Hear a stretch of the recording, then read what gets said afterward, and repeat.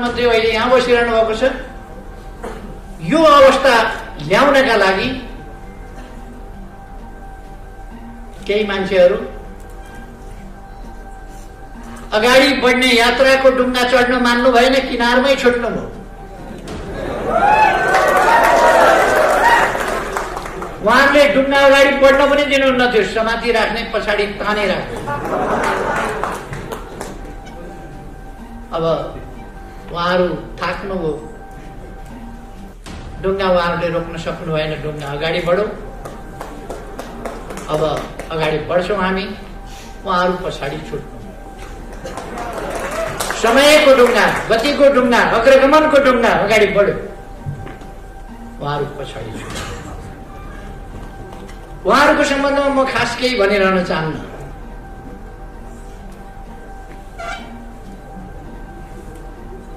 उहाँहरूका जुलुसमा हिजो उहाँहरूले के नारा लाउनुभयो, कस्ता नारा लाउनुभयो, महिलाहरूप्रतिको उहाँहरूको दृष्टिकोण के रहेछ, गणतन्त्रप्रतिको दृष्टिकोण के रहेछ, गणतान्त्रिक प्रणालीको सर्वोच्च संस्थाप्रतिको उहाँहरूको मान सम्मान के रहेछ, त्यो कुरा उहाँहरूले सडकभरि छताछुल्ल छरेर जानुभयो, कतै लुकिया छैन। मैले दोहोऱ्याइरहनु पर्दैन, भनिरहनु पर्दैन। जसको ध्यान आफूमा मात्रै छ, आफ्नो पदमा छ। बोलेको भाषण के थियो? मलाई मान गरेनन्, अपमान गरे।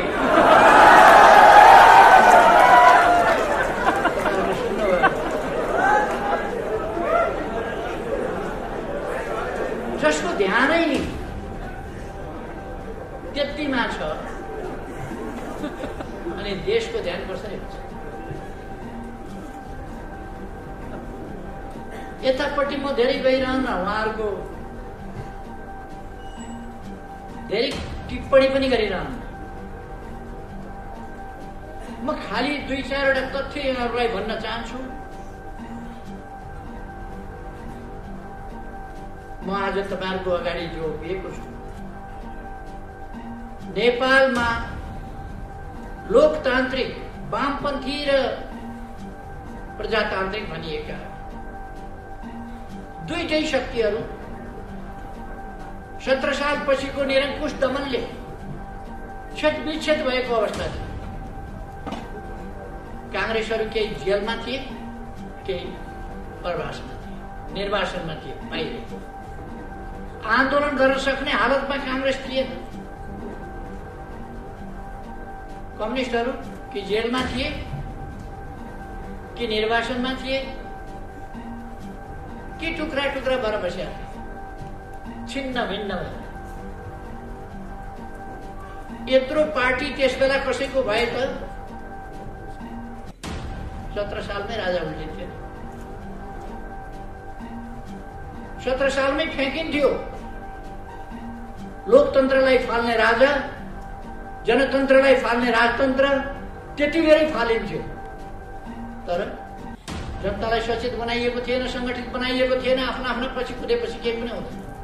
त्यस्तो अवस्थामा टुक्रा टुक्रा शक्तिहरू, जनताको शक्तिलाई टुक्रा टुक्रा पारेको अवस्थामा 50 वर्ष अघि हामीले एउटा नयाँ आन्दोलन, नयाँ अभियान सुरु गर्यौं।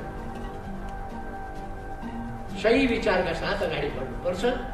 त्यसकारण पहिले आन्दोलनका निम्ति सही विचार टुङ्गो लगाउनुपर्छ।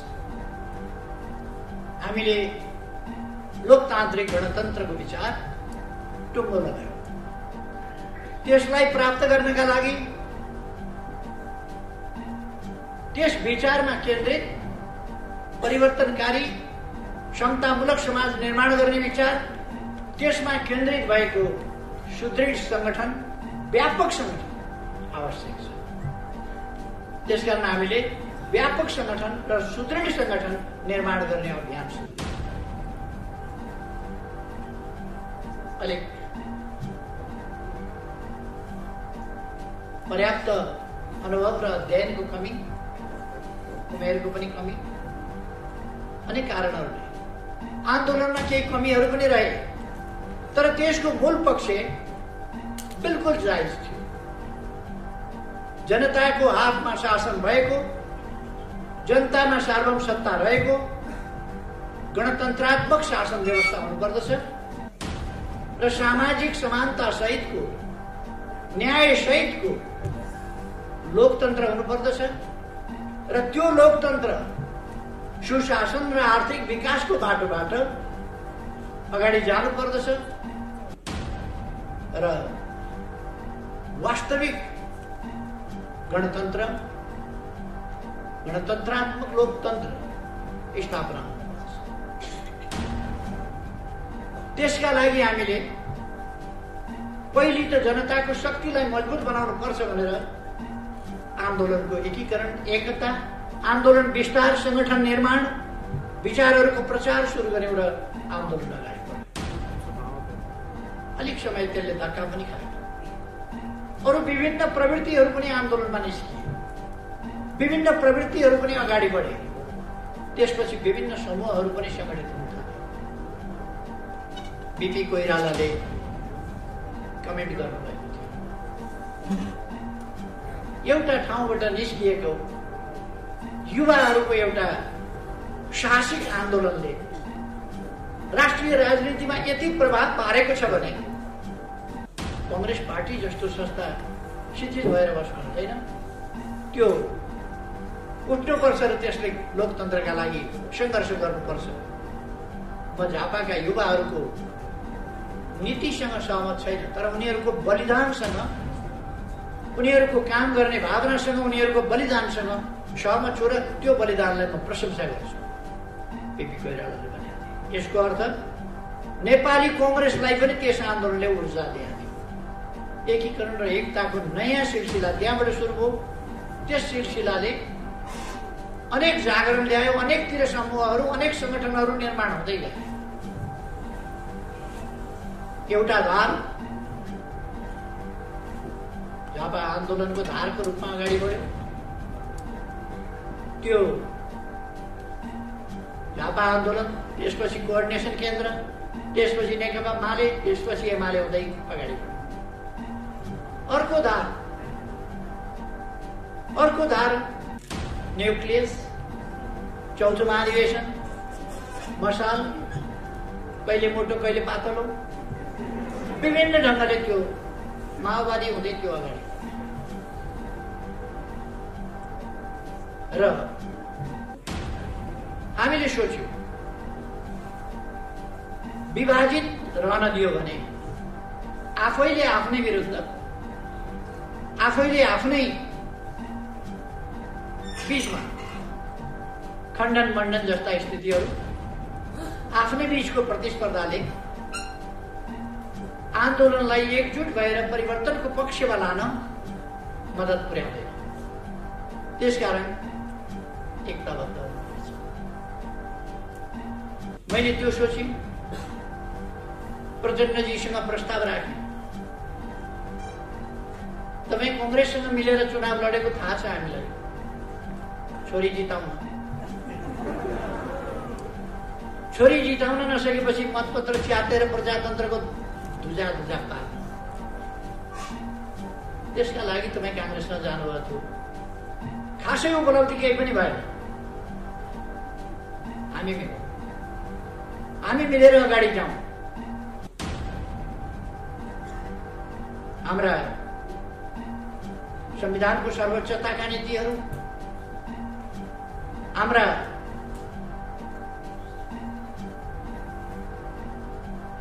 शान्तिपूर्ण संघर्षको कार्यदिशा, यी कुराहरूमा अब सहमत भइसकेपछि अलग्गै अलग्गै बसेर अलग्गै अलग्गै जानुपर्ने अवस्था छैन। यो लोकतान्त्रिक प्रणाली मानिसकेपछि, यो संविधान बनाइसकेपछि, यस संविधान अनुसार अगाडि बढ्ने भइसकेपछि फरक फरक बसिरहनुको आवश्यकता छैन। चुनावमा मिलेर लडौँ भन्ने कुरा उहाँलाई असाध्यै राम्रो लाग्यो। सुनौ लाग्यो। अझ मैले भनिदिएँ, भोलि मिल्नै भएपछि 40% दिएपछि उहाँलाई साह्रै सुन्दर कुरा लाग्यो, साह्रै राम्रो कुरा लाग्यो। हामीले एकताबद्ध भएर चुनाव लड्यौँ। तपाईँहरूलाई थाहा छ बहादुर भवन भनेको त्यहाँ कान्ति पथ हुन्छ, जङ्गलभन्दा उत्तर, दरबारभन्दा पश्चिमतर्फ। त्यहाँको बहादुर भवनबाट मङ्सिर 24 गते आएको प्रतिनिधि सभा चुनावको निष्कर्ष, त्यो निष्कर्ष राष्ट्रपति भवन पुग्न फागुन 2 गतेसम्म।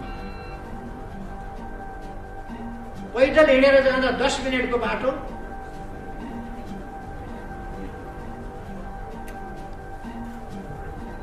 सवा 2 महिना लाग्यो कम्ती। मैले त हेरिराखेको छु के पाकिराखेको छ खिचडी।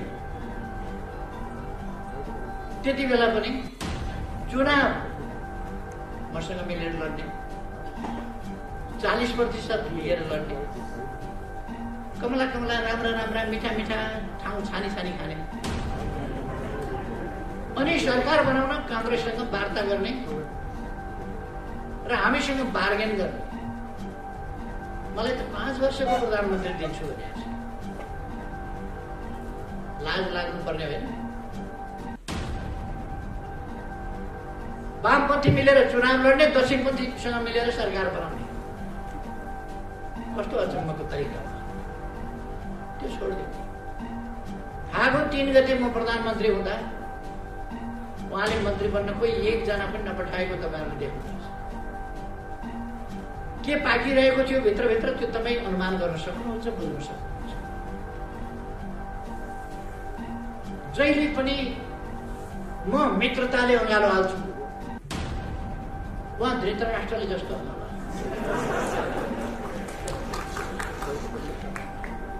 अँगालो त अँगालै मारे हो, धृतराष्ट्रले पनि अँगालै मारे हो।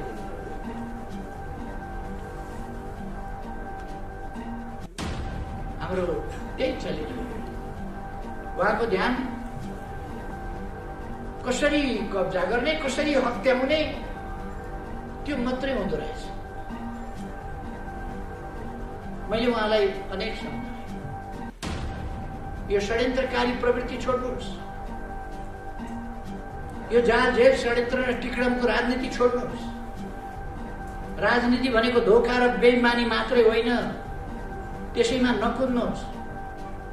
राजनीति भनेको इमान्दारिताका साथ देश र जनताको सेवा गर्नु, त्यसमा यी 3 वर्षमा मेरा डोप साबुनका धेरै डल्लाहरू खर्च भए, धेरै स्याम्पू खर्च भयो, ड्रमका ड्रम पानी, ट्याङ्कीका ट्याङ्की पानी खत्म भयो। उहाँलाई ठुँदा साबन लायो पखालो जस्ता, साबन लायो पखालो जस्ता। अन्तिममा तपाईँहरूले देखिहाल्नु, अन्तिममा देख्नुभयो के हुँदो रहेछ। उहाँहरू बहुमत छ भन्दै हुनुहुन्छ। के को बहुमत छ? के मैले एकताका लागि पार्टीभित्र माधव गुट छँदै थियो, मलाई थाहा थिएन माधव गुट छ। फेरि प्रचण्ड गुट, उसलाई उत्तिकै सिट दिँदाखेरि 2टा मिल्दा बहुमत पुग्छ उता भन्ने मलाई थाहा थिएन। अनि यति 55-56 वर्ष राजनीति गरेको, 50 वर्ष अगाडिदेखि एउटा नयाँ आन्दोलन, एउटा नयाँ अभियान थालेर आएको मान्छेलाई यतिका टिकडम, उनीहरूले औँलामा थुक्लाएर यस्तो गरेर सार्दै हुन्थ्यो। मैले त नबुझे जस्तो गरेर चुप लाएर बस्नु पऱ्यो। मेरो थुक यता औँलामा सर देख्यो कस्तो जादु, यता औँलामा सर देख्यो कस्तो जादु। यस्तो जादु उहाँहरूले धेरै देखाउनु, ए हो भन्दै बस्नु। तर मैले देखेको छु औँला 60 उहाँहरूलाई मैले दिएको त्यो सङ्ख्या एकताका लागि दिएको थियो। एकीकरणका लागि दिएको थियो, जो देश बनाउनका लागि दिएको थियो, संविधान कार्यान्वयन गर्नका लागि दिएको थियो, स्थायित्वका लागि दिएको थियो, स्थिरताका लागि दिएको थियो, देश अगाडि बढाउनका लागि दिएको थियो। तर उहाँहरूले त्यो बहुमत आफ्ना स्वार्थका लागि प्रयोग गर्नुभयो। अपमान मान पाइन मैले, त्यसैका लागि